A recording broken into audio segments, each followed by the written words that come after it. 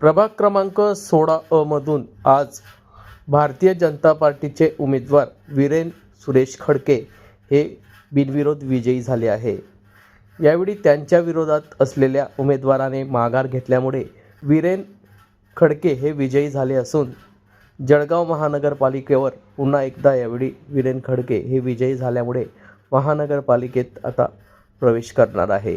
आगामी काळात प्रभाग क्रमांक 16ची वाटचाल ही विकासाकडे राहील अशी ग्वाही डॉक्टर वीरेन सुरेश खडके यांनी माध्यमांशी बोलताना माहिती दिली आहे।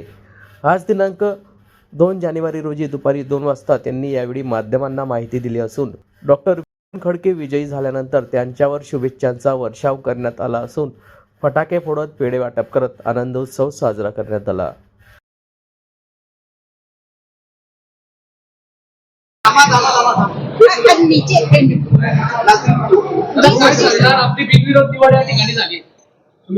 मी प्रभाग क्रमांक 16 मधून निवडणूक लढीत होतो। भारतीय जनता पक्षातर्फे पक्षातील वरिष्ठ नेते म्हणजे आमचे प्रदेशाध्यक्ष असतील रवींद्रजी चव्हाण असतील, नामदार गिरीश,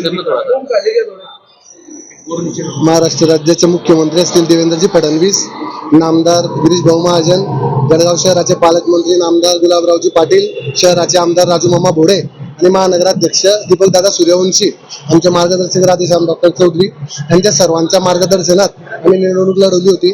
परंतु माझ्या समोर बरेचसे अपक्ष उमेदवार होते आणि विकासाच्या मुद्द्यावर त्या लोकांनी माघार घेतली आहे। माझ्या प्रभागात 60 ते 70% लोक 60 ते 70 लोकांचा ऑलरेडी पहिले सर्वेमध्ये आपलं नाव आलेलं होतं की बिनविरोधच होणार आहे आणि त्या सर्वांच्या विश्वासाला जाऊन एवढे सगळ्यांना एवढी ग्वाही देतो की राहिलेला विकासाचा अनुशेष येत्या 4 ते 5 वर्षात काढून टाकतो।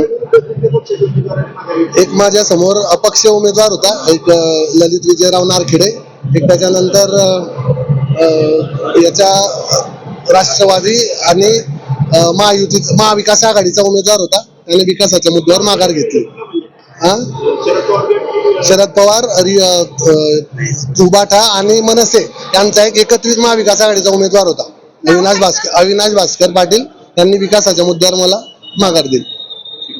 बाकीचे 3 उमेदवार अपक्ष होते।